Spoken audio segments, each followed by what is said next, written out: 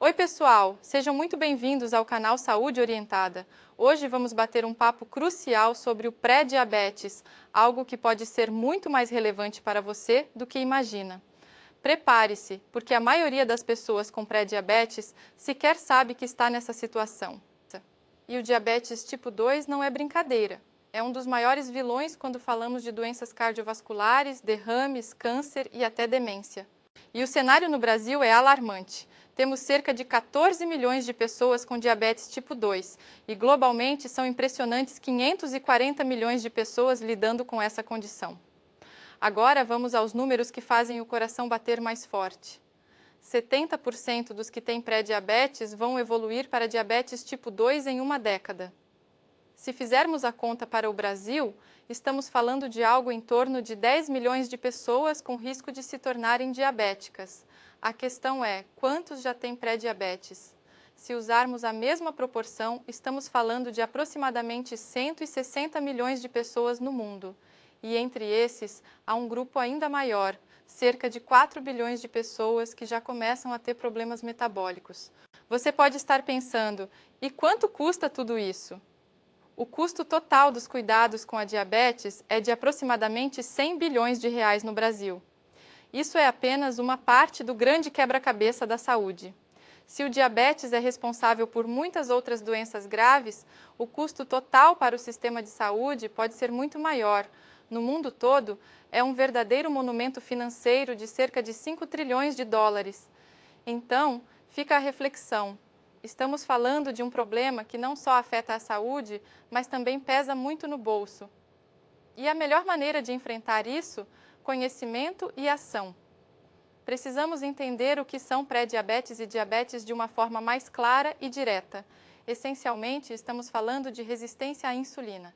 Isso significa que sempre que você come carboidratos, seu nível de açúcar no sangue sobe e o corpo libera insulina para reduzir essa glicose, movendo-a do sangue para as células.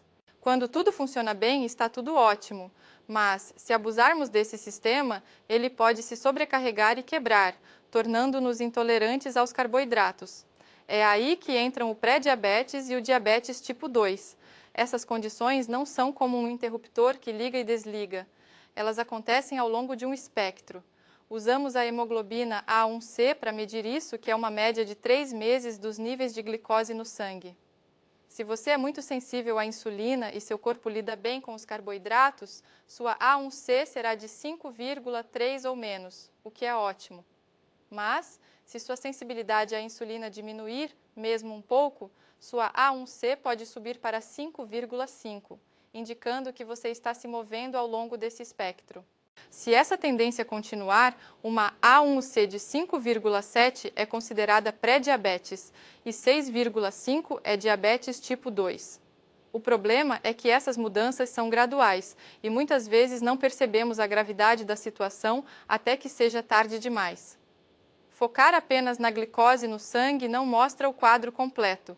Desde 5,3 até 5,5, há mudanças metabólicas significativas, mas os números parecem quase idênticos. Além disso, o tratamento convencional para pré-diabetes geralmente foca apenas em baixar o açúcar no sangue, sem abordar a resistência à insulina. Quando o corpo atinge seu limite e não consegue produzir mais insulina, começamos a injetá-la como medicação. Isso pode controlar o açúcar no sangue temporariamente, mas aumenta ainda mais a resistência à insulina, agravando o problema metabólico. Eventualmente, o pâncreas pode se desgastar devido ao esforço constante, inflamação e caos no corpo, levando a um tipo de diabetes chamado tipo 1.5, onde um diabético tipo 2 começa a se tornar um diabético tipo 1 e definitivamente precisará de insulina. Portanto, é crucial entender e abordar a resistência à insulina desde cedo, antes que essas condições se agravem. Focar na saúde metabólica completa é a chave para prevenir e gerenciar o diabetes de forma eficaz. Vamos direto ao ponto. O que está causando tudo isso?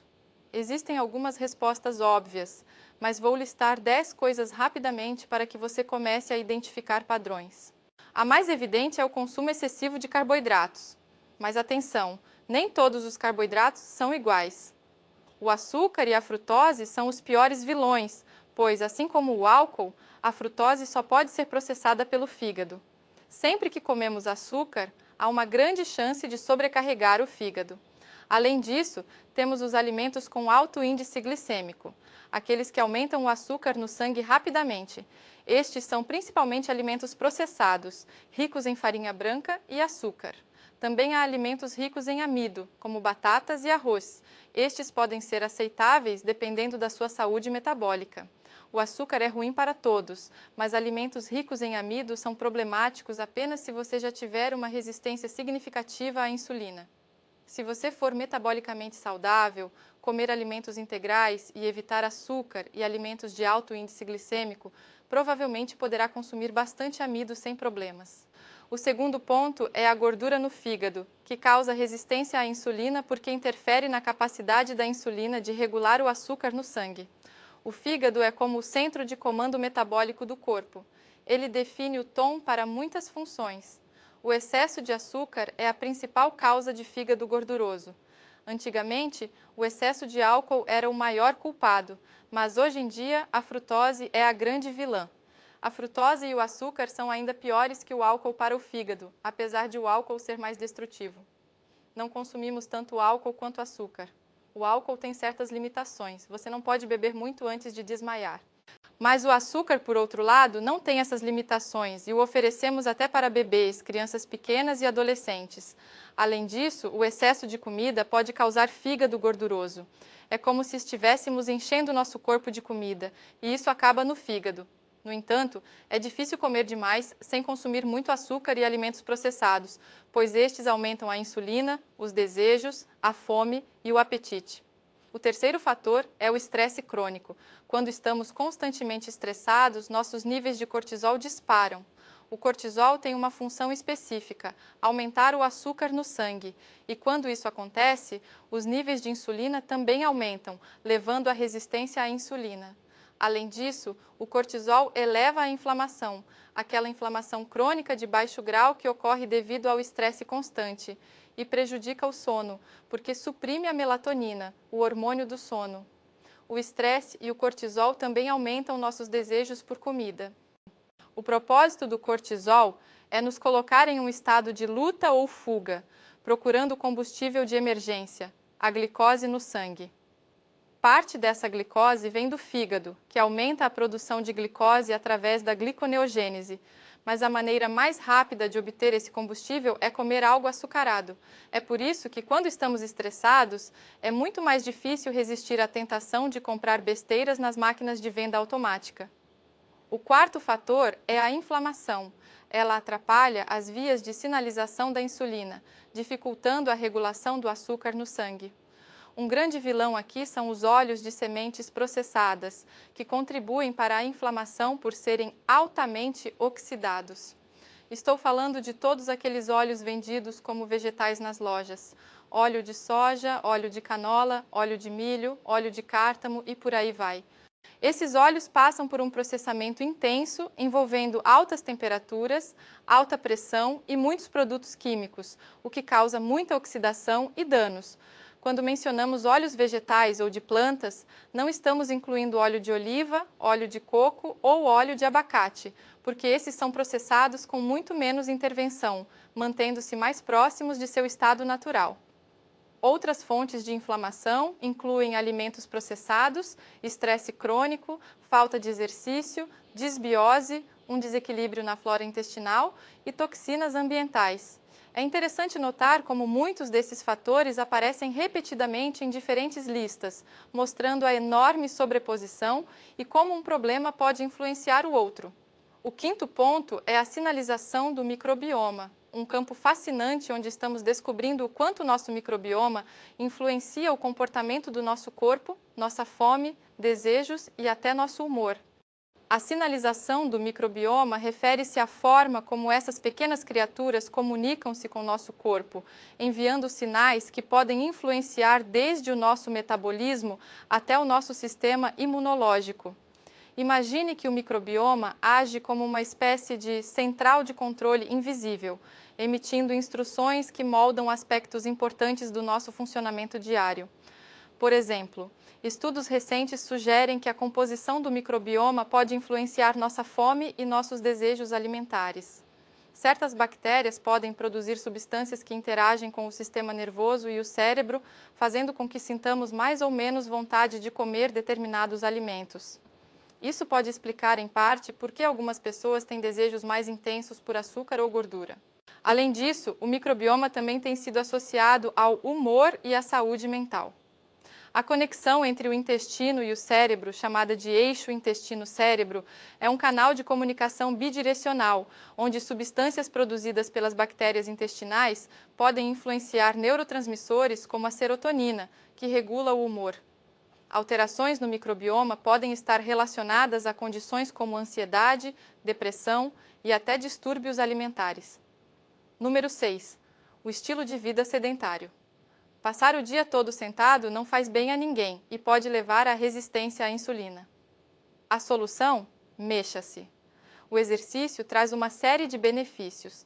Ajuda a reduzir a obesidade e a resistência à insulina. Embora a dieta tenha um impacto ainda maior, diminui a inflamação e o estresse crônico, melhora o equilíbrio do microbioma, favorecendo as bactérias boas e controlando as ruins, e melhora a qualidade do sono. Número 7. Genética. Você pode ter uma predisposição genética para a resistência à insulina, mas isso não significa que está destinado a desenvolver a condição.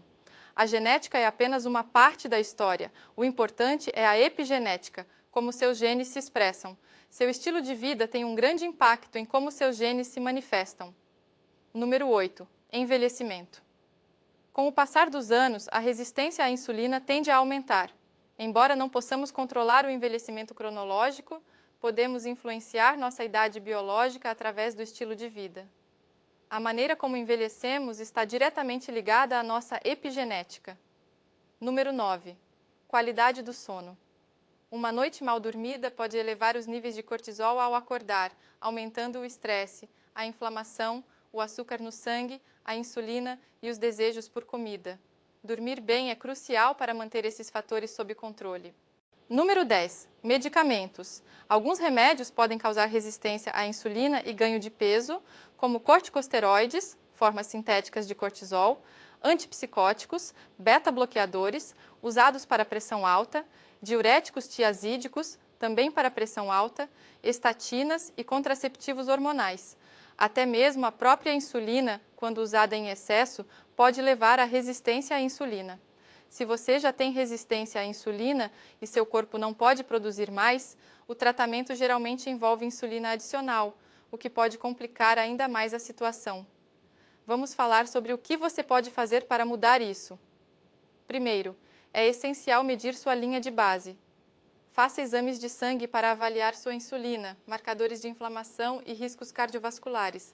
Inclua um painel detalhado de colesterol, NMR, lipoproteína, indicador genético de risco de formação de placas, CRP, proteína C reativa, um marcador de inflamação, e homocisteína, um metabólito intermediário especialmente importante se você tiver a variante genética MTHFR.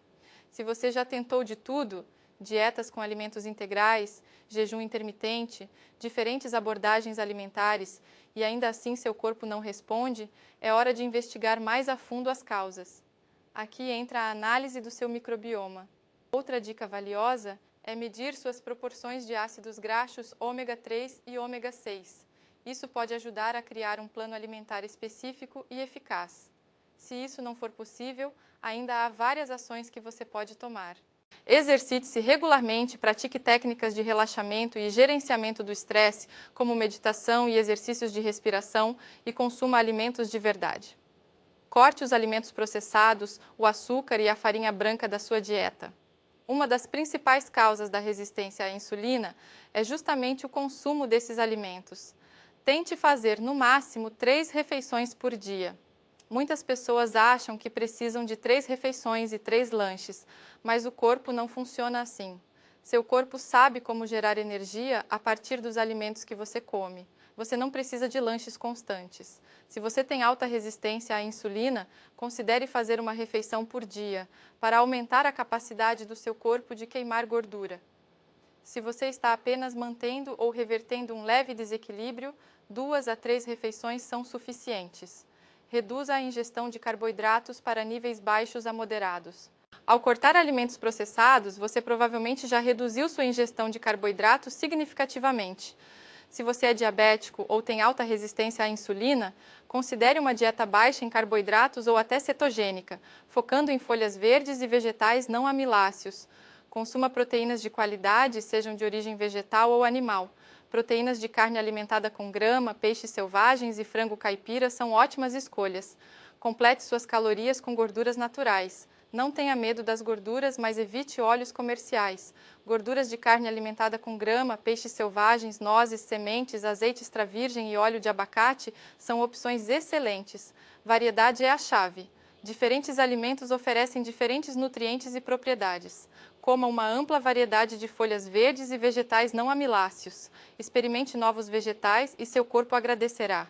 Se você gostou deste vídeo, vai adorar o próximo. Se quer realmente dominar sua saúde entendendo como o corpo funciona, inscreva-se no canal, ative o sininho e ligue todas as notificações para não perder nenhum vídeo que pode salvar sua vida.